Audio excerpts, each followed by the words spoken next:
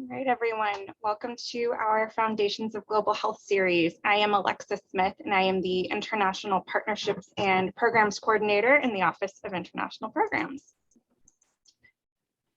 Our series, Global Health, is a varied and exciting field to which many healthcare providers, researchers, and faculty aspire to being professionally engaged. With our being a globally connected world, and with COVID-19 uniting the world to solve an issue, global health has never been more relevant. This year-long programming is designed to feature our experts in the field of global health, KUMC's faculty, researchers, and our community partners. Each presenter will share their personal journey, educational background, mentors, books and articles that gave inspiration, challenges, lessons learned, successes, epiphanies, life-changing moments, and the heartbreaks. We have some objectives for our series. The learner will gain foundational information on pathways into global health and will be challenged to deepen knowledge on equality and mutualism, which garners true collaboration and global health exchange for everyone's equal benefit. The learner will examine existing attitudes around global health so that we at the University of Kansas Medical Center are trendsetters who move beyond the us versus them, haves versus have-not mentality. The learner will be able to appraise global health, including global health research, philosophy, approaches, attitudes, and the varied efforts in the areas of health disparities, health inequities, and community health. Our next presentation will be on Wednesday, March 9 at noon, and look for an email update from me. I am excited to say we are now able to offer continuing education credit for our Foundations of Global Health series. If you would like to receive credit, please be sure to sign in with your first and last name, and I will be sharing the CE slides in the chat.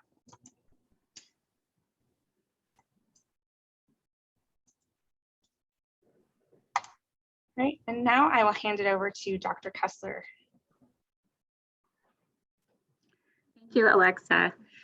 So guys, it is my pleasure to be able to introduce today Dr. Harshdeep Acharya, who has been with us at the University of Kansas Medical Center in the Department of Family Medicine as a visiting research scholar since September of this year. And Dr. Acharya, I think, knew from a very early age that he was passionate about medicine, studied incredibly hard to get into one of the most prestigious medical schools in India, the Christian Medical College in Vellore, India. And this is an institution that we at KUMC have a partnership with, a longstanding partnership, thanks to Dr. Mani. And so I had the chance to actually meet Harshdeep in 2016 when I traveled with Dr. Mani and some other faculty from KUMC to Vellore, India. And there was a large research conference that was put on by learners and students. And Dr. Acharya was a medical student at the time, and he was a lead of this very, very large research conference.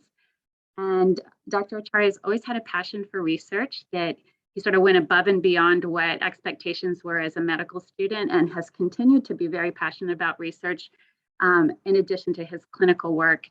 I'm really excited for you guys to hear about his experiences. He came to us at KUMC right out of the COVID wards, battling the huge wave in India. And so really excited. Harshdeep, thank you very much for sharing with us and our KUMC community today. So I will turn it over to Dr. Acharya. Thank you so much, Dr. Kessler, for that wonderful introduction and for giving me this opportunity. I'm really excited, and I would love to share my journey with everyone. So as Dr. Kessler mentioned, I'm a visiting researcher from CMC Vellore, and a little bit more about me. I grew up in central India, and I moved to the south when I got accepted to CMC. After my graduation, I worked for a year in the Department of Infectious Diseases in their HIV clinics, the general outpatient and inpatient services, as well as the TB and isolation wards. Following that, I wanted to work for a year in cardiology, and that is when the pandemic started. When the COVID cases first started getting detected in India, CMC was quick to respond and set up the necessary infrastructure to treat these patients. And I was proud to be one of the first people to volunteer to work in the COVID wards.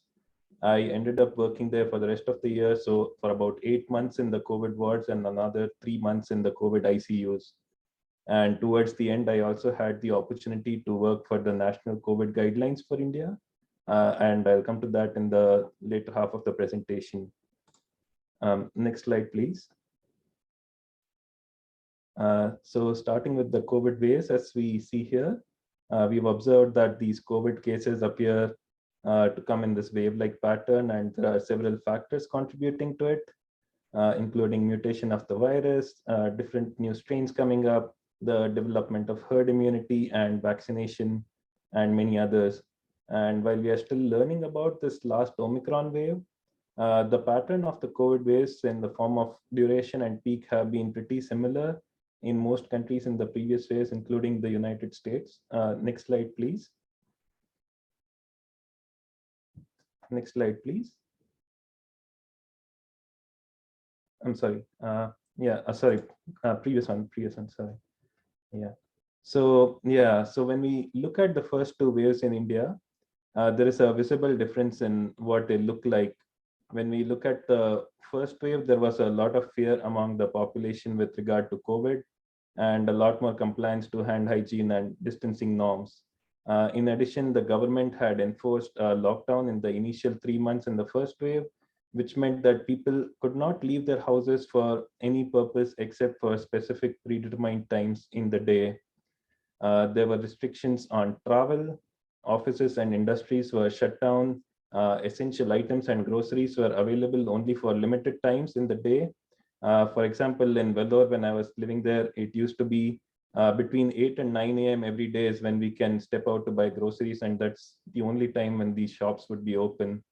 There were strict penalties for not wearing a mask or for leaving the house a part of these designated hours. This affected some of the population more severely than the others. For example, one of those populations was of migrant laborers. These were people far away from their home who lost their jobs when the industries and everything shut down, had no source of income, and because of transportation being shut down, they had no way to get back home. And there were a lot of independent efforts that went into helping out these vulnerable communities. And there was a lot of struggle in the migrant labor population. So that was about the first wave. But when we look at the second wave, it really looks different from the first one.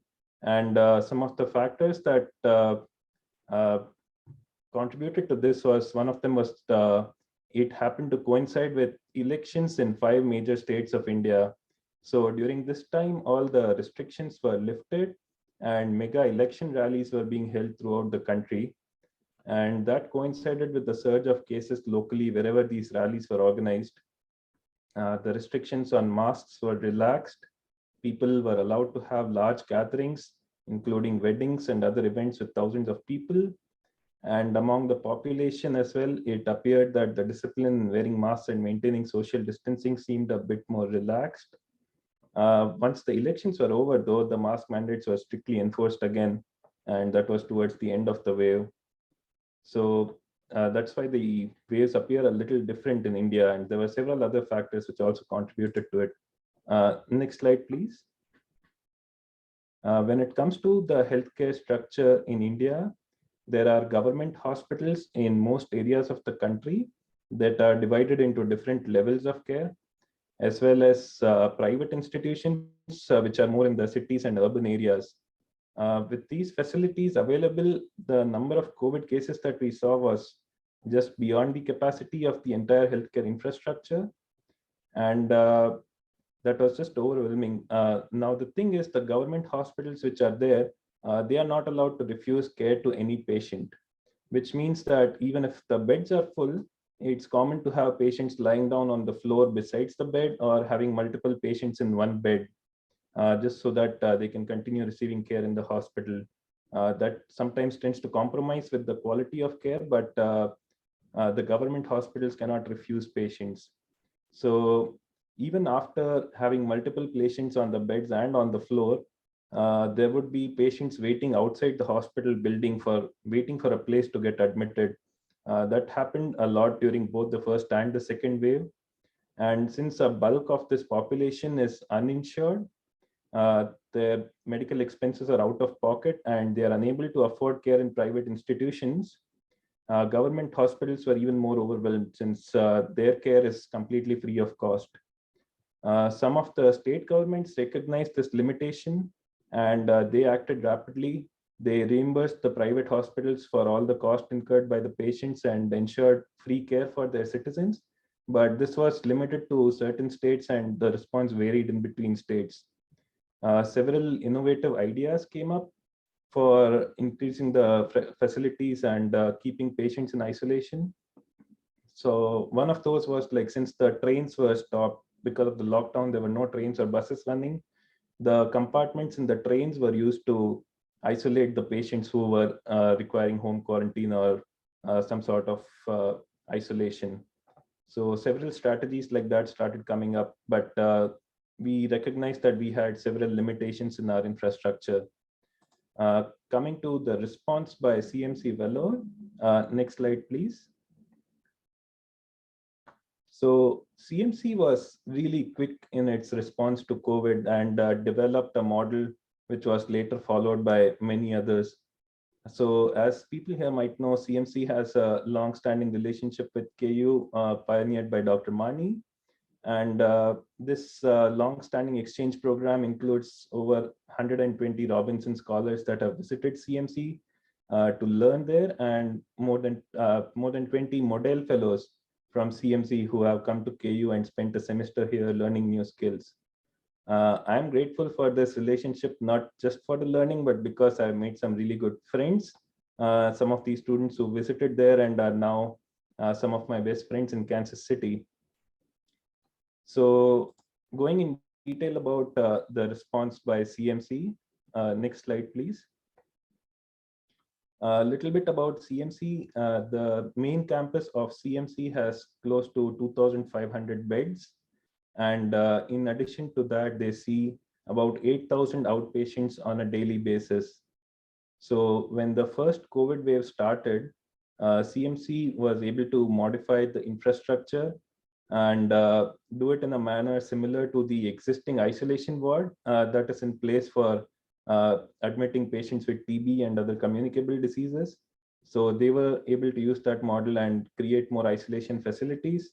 They were swiftly able to designate an entire section of the hospital as a COVID area, which had a separate entrance and exit.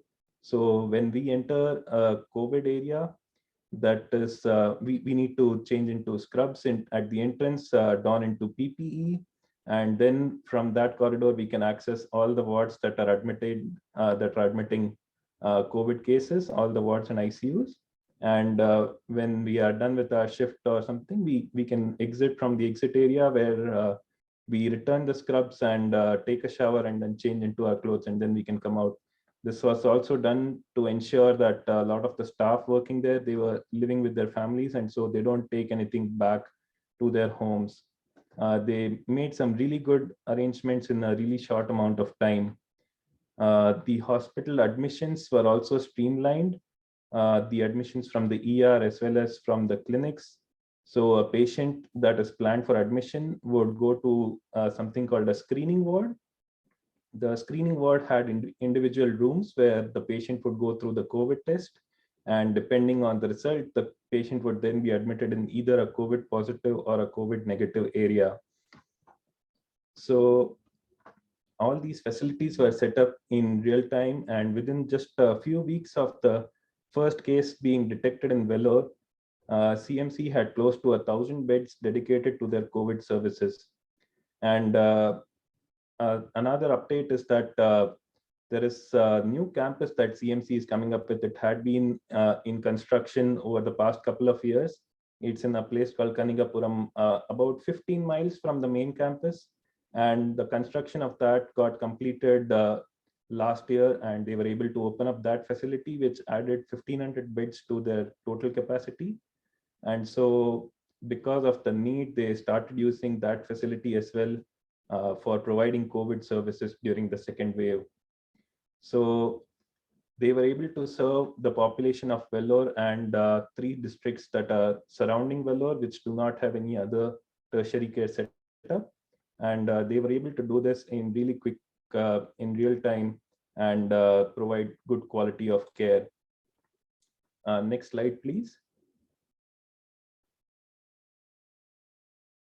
Going down into a little more details about how they did this.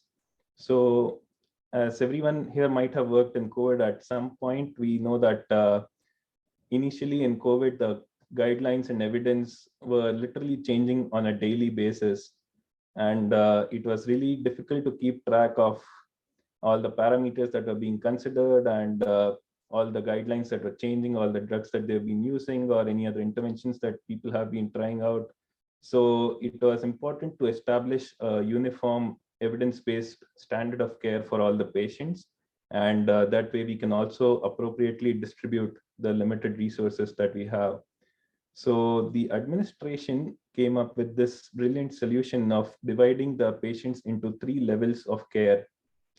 Level 1 patients, level 1 wards admitted the patients who were COVID positive with comorbidities, and they were at risk of deterioration, but who were not acutely sick. Those patients who required oxygen or had other conditions which would be difficult to manage in a level 1 ward, they would be admitted in level 2. So these were COVID positive patients requiring oxygen support, or patients who came with other diseases like appendicitis or UTI, and on admission also tested positive for COVID, they would be in level 2 ward to receive more intensive monitoring and better standard of care. Level 3 were the intensive care units. So those were patients requiring non-invasive or invasive ventilatory support or rigorous monitoring. Those were the patients that were admitted in level 3. To coordinate all these efforts, that is including development of all this infrastructure and categorizing these facilities and maintaining human resources, there was a team required to centralize this effort. And so CMC came up with the COVID Command Center, or CCC.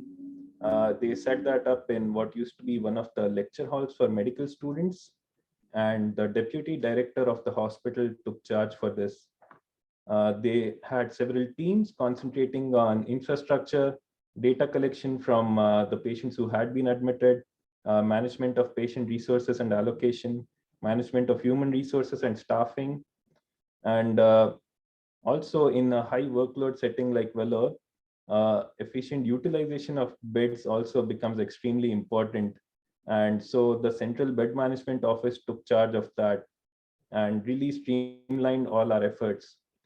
The other wonderful thing the administration did for us was that the treatment guidelines and protocols of what we need to follow in level 1, level 2, or level 3 wards based on wherever we are posted.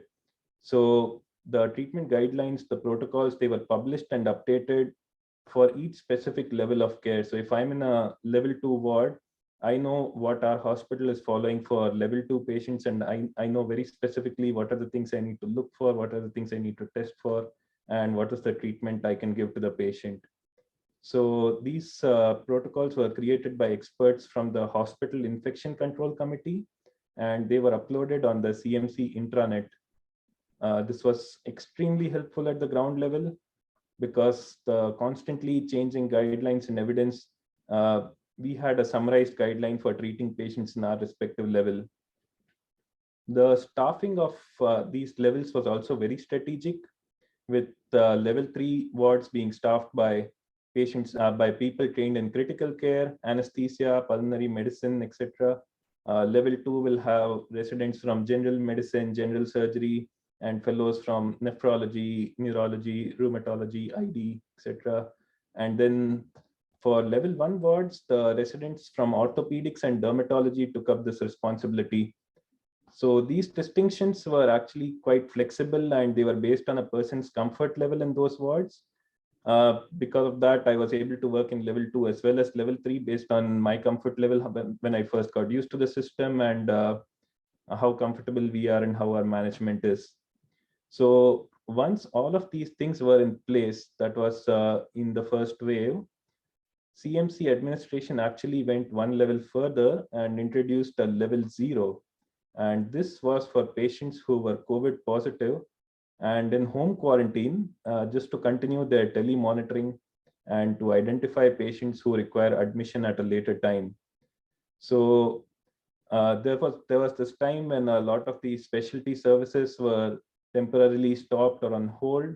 And so staff from these services, like the operating rooms, which were not functioning at the time, or any of the other labs, the staff was pulled into this initiative. They were trained quickly in doing these teleconsultations, following up the patient's symptoms and charting their vitals, and also in providing home monitoring kits that had a pulse oximeter and a thermometer and paracetamol and things like that. So there was this team, they within no time, CMC had a dedicated space for this team, and they had trained about 60 people who were running these services every day for the people of Vellore. And anyone in Vellore could call up or visit the website and register for this initiative, say that I've tested COVID positive. These are my comorbidities. What do I do next? Can you please provide me with the home monitoring kit? And the staff were trained to identify red flags, like if a patient has some respiratory rate more than something, or a pulse oxygen saturation is less than a certain limit, they can notify a doctor, and then they can decide on if the patient needs admission. So those were some of the initiatives taken by CMC. Next slide, please. The HICC and their summarized guidelines for each level of care were, of course, a lifesaver. But the other thing that we had that was really helpful was that CMC has an EMR which has been developed in-house. There's this team of really smart engineers at CMC's computerized hospital information processing system, or CHIPS. They are extremely receptive to feedback, and they are able to roll out changes very quickly. So they were very quick in adding functionalities like COVID assessment in the outpatient charts or the emergency department visits, and the feature of computer-based inpatient handover for the wards. So this was really, really helpful because with the large patient load, in level 1, each person would be assigned close to 40 patients. In level 2, it would be each person looking after 20 patients at one time. So when we go for a shift and we need to take a handover, it is really helpful to generate a list of patients that are assigned to us. We can quickly click and get their admission diagnosis, their care plan from the previous shift, and the significant lab results or anything that we need to know. And we're able to generate this list and even print it out if we need, and take it with us during the patient handovers when we go to the bedside. So that was a really helpful feature that the CHIPS people developed. And it was really helpful in getting patient handovers and maintaining continuity of care. And the best part is the people at CHIPS were able to actually get this running within a matter of days. So back in the first wave in like May or June of 2020, they already had all these systems in place for the EMR. Next slide, please. Right. So even after all this preparation, there were several challenges that came along the way. The first one was there was a brief shortage of PPE and masks in the beginning of the pandemic. So during this time, the supply was prioritized. The mask supply was diverted to COVID positive areas. And in areas where people are working with COVID negative patients, there was a time where masks made of cloth or recycled cloth bags were provided when there was a shortage. That recovered quite quickly. And after that, the next challenge that came up was procuring ventilators. So even in CMC, with the beds and facilities being set up quickly, procuring enough ventilators remained a major challenge. For example, the ICU that I later worked in, that was newly set up and had 14 beds with all the monitors and the staff that they need, but we were able to procure only 7 ventilators. And this would potentially cause a problem if all the ventilators were occupied and 7 patients were on the ventilator and the 8th patient deteriorated, and we would not have a ventilator. That would cause a problem. So the administration came up with a solution for this, and they divided the ICUs into 2 types. So they would have ventilator ICUs where they would only admit intubated patients, and then they had non-ventilator ICUs They would have machines for NIV in those ICUs and also all the monitoring facilities and staff. But if the patient needs intubation, they would shift the patient to a ventilator ICU. And this used to be told upfront to the patient and the relatives that these ICUs are in high demand. They would have a triage system to decide who gets priority. And this was done done by experts in the field of critical care. So they came up with this solution for ventilator shortage, which was there for a significant amount of time. The next thing that happened, this was predominantly in the second wave, was that India went through a very long and severe oxygen crisis. And oxygen was not available for use in most places. A lot of patients were denied admission to a hospital. And there were instances where hospitals which had patients admitted ran out of oxygen with no supply coming in, and patients admitted in their intensive care units would have succumbed to it. So that was a terrible time of crisis. The government tried to act quickly. They tried to procure oxygen from all available sources. Any industrial use of liquid oxygen was prohibited. Production of medical grade oxygen was stepped up and made a top priority across the country. And it took a couple of weeks to actually recover fully from this oxygen crisis. Way back in 2017, when I was a medical student, I was a part of this project which studied oxygen use in the emergency department. And with the simple training and standard protocol in place, we were able to actually reduce the oxygen shortage by over 20% with no adverse effects happening because of it. And just looking back, this study suddenly appeared really relevant in this scenario. Another problem we faced, and that was worldwide, was the use of drugs without sufficient evidence to back it up. And this started with hydroxychloroquine, which became insanely popular. And then that was followed up by remdesivir and ivermectin and many other drugs. And CMC took an initiative, and in partnership with the Clinical Infectious Disease Society of India, they came up with this India COVID guidelines team to promote an evidence-based approach. Next slide, please. So this team included experts from CMC as well as from other pioneer institutions in India, including AIIMS New Delhi, PGI, JIPMER, and many others, and international experts from UK, Australia, Singapore, and other countries. They followed a rigorous methodology of reviewing all available evidence, grading the quality of that evidence, presenting it in front of an expert panel, and then making their decisions on efficacy, feasibility, and risks of treatment. And I had the opportunity to work for this team on the evidence review for ivermectin. I was assigned that PICO with another colleague, and about a month into our training, initially ivermectin was not really so much in the news. There were just some in vitro studies that were hypothesis generating, but a month into our training, when we were already assigned this, one of the states decided to give prophylactic ivermectin to every resident in the state, 1 dose a week. And suddenly the evidence review for ivermectin became a priority. We were able to fast track the evidence review and present it to the panel, and their decision was to advise against its use. And since this came from this team with all the experts throughout the country and abroad, it had a really significant impact. The ivermectin that was going to be given in that particular state was stopped, and several other states that were considering the use of ivermectin also removed it from their recommended list of treatments. So fortunately, I was given this wonderful opportunity, and being the youngest member of the team, I had a lot to learn from this experience. And this guideline initiative is still going on and has made an incredible contribution to India as well as the other countries which follow them. Next slide, please. The other interesting development during the lockdown was the start of home-based testing. So I'll go a little bit into the background of how all this happened. So during the first wave, the government imposed a very strict lockdown, as I mentioned. If a person was tested positive, the government would not just seal their house, but in some states, they had a policy where the government would seal the building that the patient lived in. And that really caused a lot of problems in the logistics.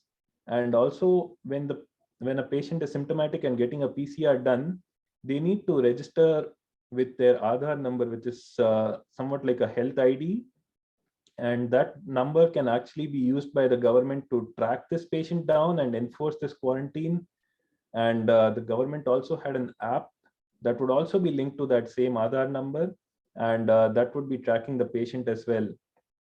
So if a patient tested positive, the app on their phone would show an unsafe status, and the patient's building in some places where they live would be sealed. That would cause a lot of difficulty in people getting their food and necessary supplies, and even drinking water in places where people had to buy drinking water from outside. So what happened was there was early in the second wave, somewhere around April or May, India approved its first rapid home test called COVID Self, and that became instantly very popular, just to get around the logistics of obtaining food or water or decreasing inconvenience to family members in case of a positive test.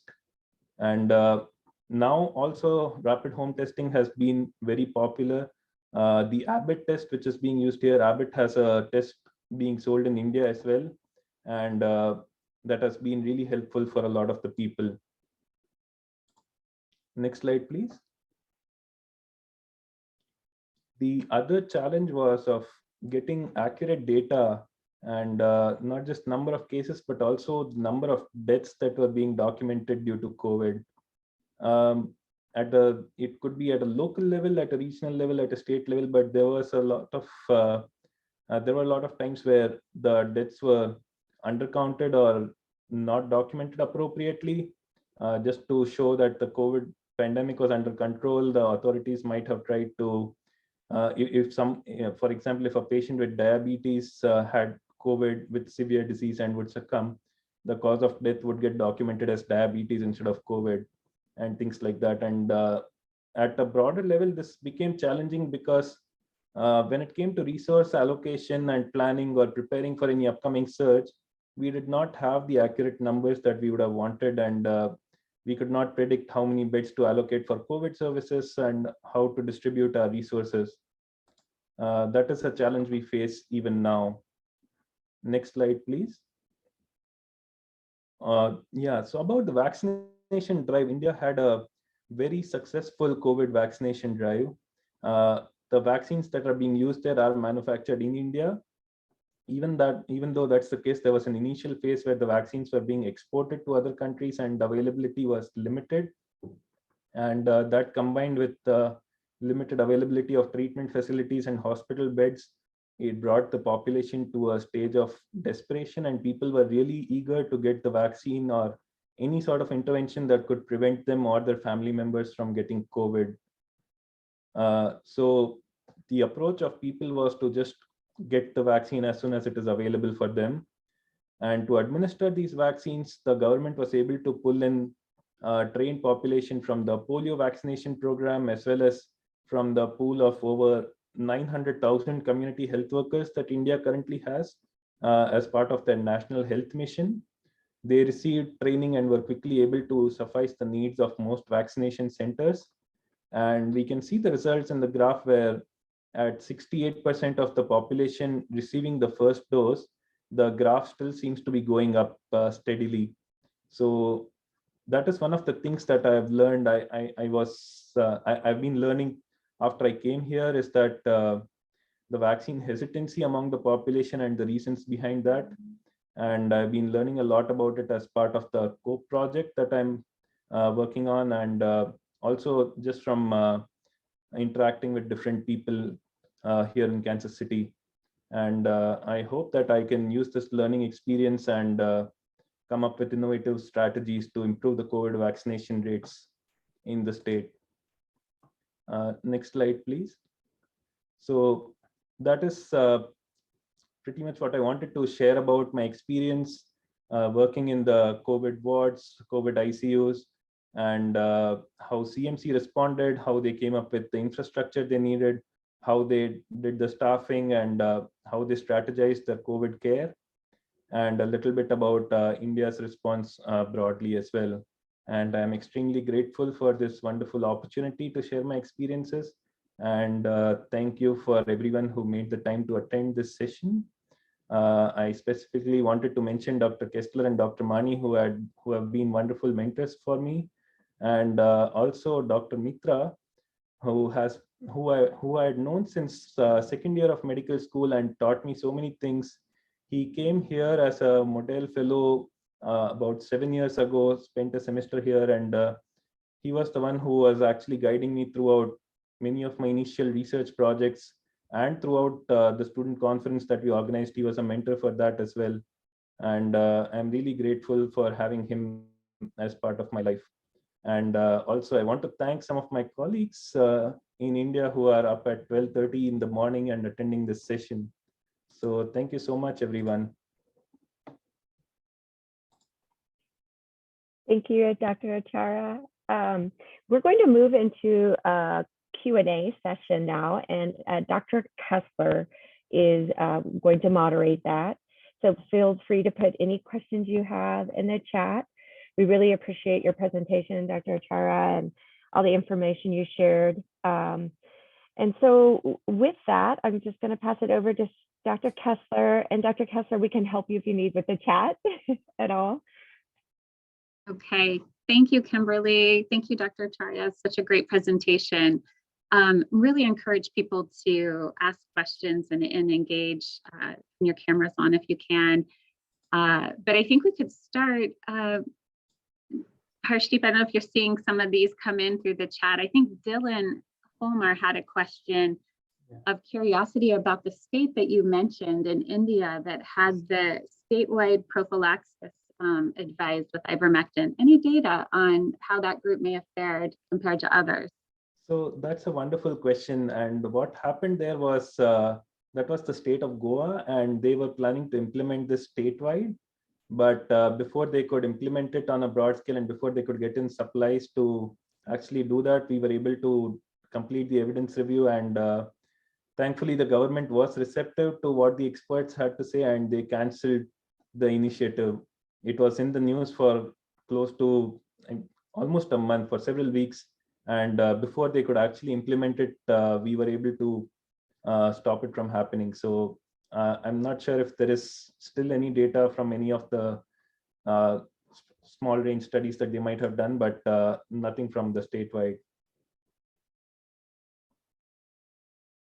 Thank you. Yeah, and you know, when I think of the timeliness of the impact of your research, as a researcher, I know many clinicians and researchers on this call, so rarely in life, I think, is there an opportunity to have your research findings have such immediate and far-reaching impact. And so I think it's magnificent that you, and I know you guys worked round the clock and didn't sleep for weeks on this, getting it out as fast as you can.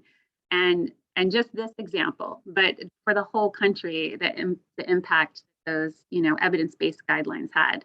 So applauding you again on that. And let's turn here. I think we have another question. Kimberly is asking, what was your most important lesson learned through this entire experience with the pandemic?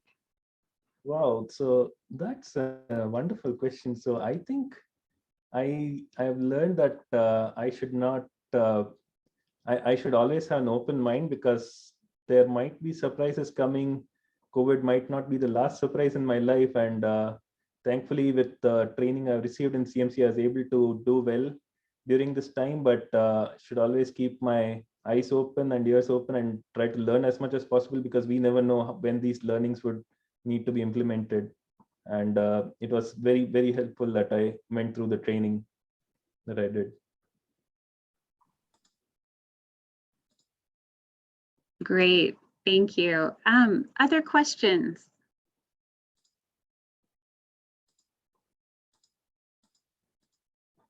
I have another, but I don't want to hog the microphone. So please, anybody else take off their I was about to put Dr. Greiner on the spot, so that's Yeah, he's please. going to know there's a question coming, but Kimberly, you go first. Okay, so me and then Dr. Greiner. So Dr. Acharya, so you've worked with COVID at CMC in India, and now you're working in the United States, definitely in a different capacity because you're not doing patient care, I understand, but maybe more as someone who's observing, the pandemic in the United States. And I know I'm putting you on the spot here, but can you tell me just some of your observations relative to, the research you're doing and working with Dr. Kessler and what you understand about, the pandemic and COVID-19 in the United States. Do you have any thoughts on that? Absolutely, yeah. So I think one of the most important things that the population went through a lot of struggle in India. There are very, very limited facilities. Like when I say in a government hospital, they will fill out the beds, they will fill out the place in between two beds with patients lying down on the floor, and still there'll be patients waiting outside the building to even get a place to lie down on the floor and get some kind of treatment. The struggle for the population there has been very, very different. And I feel that that has really impacted their approach to vaccination. It's not that the people there believe that the vaccine is like 100% effective or things like that, but they are so desperate that even if there is a small chance that they can avoid it, they want to avoid it. And that has been one major difference that I realized. I've been discussing this with some of the faculty in our department and also some of my friends. And even here, there has been a surge in cases and there has been shortage of beds and shortage of facilities, but it's quite different in the way people experience it here. And they are able to get some sort of care most of the time. And the approach to COVID vaccines has also been altered by some amount of misinformation being spread out. And those are some of the things I'm learning a lot. So I feel that that approach has been quite different in both these settings. Mm-hmm. And Harshdeep, if I can share, I remember when you first came in September and you were observing, thinking how empty our hospitals were because there were no lines, out coming out the door, and thinking, what it may be a limited capacity. And I remember you were sort of surprised to hear that we were at capacity at points, or very close to being at capacity at our hospital, but just visually how that you wouldn't know by driving by. Yeah. Well, one thing you raised in your talk was sort of the impact of some of the politics, and then also some of the pretty strictly enforced mandates. Oops, sorry about that. And seeing that, Dr. Greiner, Dr. Corvo, Dr. Lemaster, many of our faculty in family medicine have also played the role of health officers in our local health departments. Dr. Greiner, as you're hearing Dr. Acharya talk about experiences there and the ability or the way that they went about enforcing some public health guidelines, wonder what some of your reflections are given your experience the last few years. Well, I think Dr. Acharya has heard some of us complaining about some of these things as they've unfolded. I think it's kind of been a roller coaster in the United States, how politics has influenced the public health response here.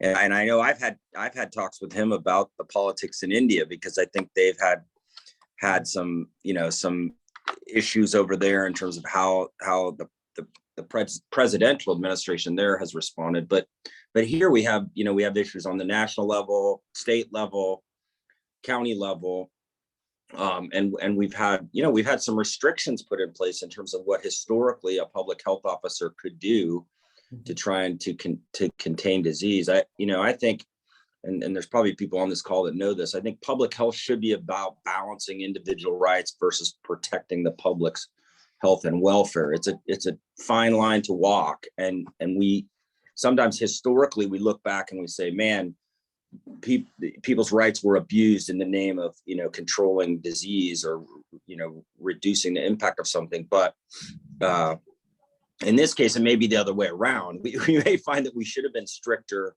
and tried to enforce some things in the same way we enforce we enforce things like, like safe driving, for example, which is, is a real public health triumph, actually, if you look at it statistically. But it's been a real roller coaster, and I know Dr. Acharya is, passed some wisdom on to us, and I hope he's learned some things from what he's seen around here. But going forward, hopefully the field of public health can really use this as a learning experience and develop better strategies, because we're going to have another pandemic. It's more of these things are coming, for us. So we've got to learn from what's happened. Thank you so much, Dr. China, for sharing that. I've actually learned a lot. I have learned so much from our discussions. Sarah, could I ask a question? Please. Great. Hi, Dr. Acharya. It was great. Thank you for presenting, and that was wonderful information. I have a question more about the national response differences between the two countries. Like here, we've spent a lot of resources on helping families with food, with school lunches, with payments, like people that have lost their jobs, and helping them pay for rent, pay for whatever they're needing, which really has been a lifesaver for many families. India is a much bigger country with needing many more resources. It's not so easy. Not that it's easy here, but it's much harder, I would think, to do similar services there. And you said that they have paid for medical expenses that would have been out of pocket. Other than that, as far as the social services sector, did the government make any changes there to help families? Because, there's so many orphans now, and trauma and jobs. I'm from India, and so my parents, they have Indian TV that they sometimes watch at home, and they see, the workers walking for miles to go to their next job because they lost their first job because of COVID. So I just feel bad for their families and how they all survived and are surviving. Yeah. So thank you so much for bringing that up. On a national level, there has been a very minimal sort of response. So like I said, there was the crisis with the laborers almost a couple of months into the crisis, when there was a lot of damage already done. There were some rescue trains being arranged where the laborers could get into a train for free and go back to their native state or things like that. But on the large scale, if somebody needed help with food or utilities or rent or any of these things, it was more of individual efforts or non-governmental organizations that were helping out more about it. There were some of the states which were really careful and helpful for their citizens. And so there were some states where the government actually helped out, some where they paid for the medical expenses, even if the patient was admitted in a private sector. There were some states which provided free testing for COVID and things like that. But on the whole, there is a limitation of the resources that even the government might have access to. So there was a lot of things that people had to go through, which there was nothing that could be done specifically about it by the government or by the other organizations. So so that is a point. I really thank you for bringing that up, and that is something they are still struggling with. There are some efforts going on at the moment. They are still gathering funds, implementing things one step at a time. They were able to get a large amount of donations to the central government in the beginning, but most of it went in procuring ventilators. And then when the oxygen crisis happened, a lot of that fund was actually spent in increasing the production of medical grade oxygen and things like that. So the social needs of the patient are kind of have become secondary, and that has been a limitation of the system. Has the social structure begun to move back to normal? Like, are people back to work now? And Yes. the markets are open and construction sites are open. It's coming Yes. back. So it's all getting back to normal now. The first wave was the phase where the lockdown was the most stringent, with COVID being new and everyone being really scared about it, and people not knowing what to do. And government trying to literally do everything possible to stop the spread. But slowly there were some restrictions which are taken out, like this restriction on being able to buy groceries only from 8 to 9 in the morning would just result in more people crowding at grocery stores. So it didn't make sense. So after a couple of months, that restriction was removed, and slowly the restrictions were refined based on how the disease was manifesting and how the experts felt about it.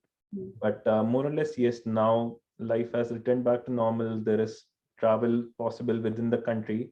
If we are crossing state borders, we still need to get a permit from both the states that we are crossing, but the things are moving back to normal. Offices are open, industries are starting up, and slowly things seem to be moving forward. Thank you.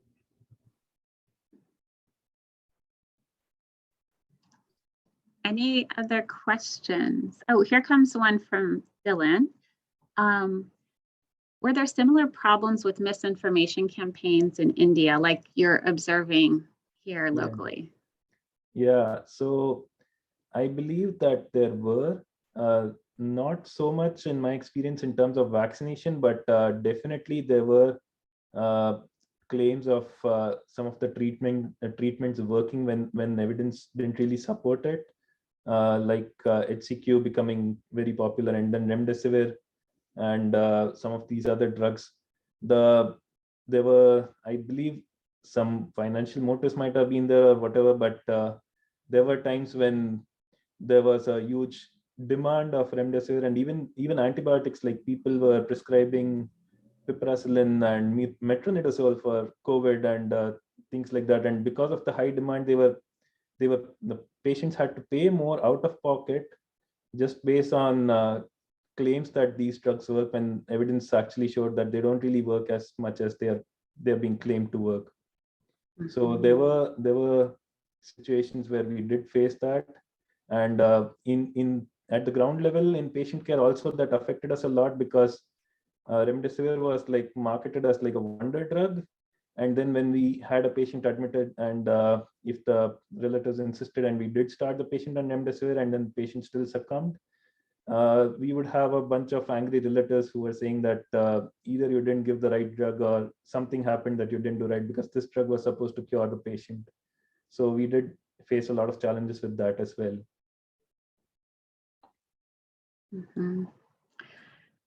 Dr. Acharya, could you comment what the impact of the Omicron wave was there? I know you've had higher uptake of vaccination, probably a lot of natural immunity, but can you say a few words on that? Yeah, absolutely. So I was in Kansas for most of the way, but I know a little bit about it from my colleagues and also my parents, who are both radiologists back in India. It appears that the Omicron variant doesn't seem to cause such a severe disease as the rest of them.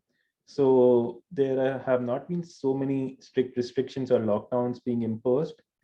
And Omicron in general has created a much steeper and tall peaked wave for most countries compared to their previous waves. But even now, with all these cases spreading and Omicron being more transmissible and everything, the peak seems to be shorter than the Delta wave, which coincided with our elections. So I think it's really the second wave which caused a lot of damage with all the factors that came in. And right now, the vaccination rates are steadily going up, and people kind of know what precautions they need to take. Everyone's always wearing masks. People are now more aware about hand hygiene and social distancing, and things seem to be moving in a positive direction.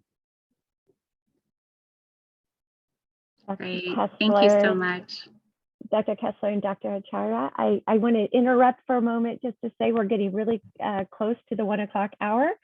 And I want to be sure to take a moment to thank Dr. Brubacher, Dr. Denton Shanks, and the Global Health Pathways series that help me out here. It's family medicine. Dr. Brubacher, can you say something about that program real quick? Yeah, so family medicine, internal medicine, and the Division of Infectious Disease. So this is a two-part series that we partner with the Office of International sites. And so we're just so grateful to be looped in on that and to hopefully have a forum and community of shared interests and hopefully stimulate mentorship, scholarship, and collaboration. We are equally grateful for your partnership and collaboration and increasing the whole community's knowledge about global health and for encouraging participation in these presentations. So thank you, Dr. Kessler, for making this one possible, being so instrumental, and Dr. Acharya for being here at KUMed and spending time with us. I do hope that if anyone has any additional questions or interests, that they will email Dr. Acharya and ask him specifically and engage with him while he's here at KUMed. I know that from him personally, he's very personable and he'd be willing to talk to anyone and give them some mentorship about global health and also just talk about life in India and what it might be like to be a practicing physician in India. So thank you for being here today. We look forward to seeing you at our next one. Have a wonderful day. Thank you, Dr. Mani. Thank you.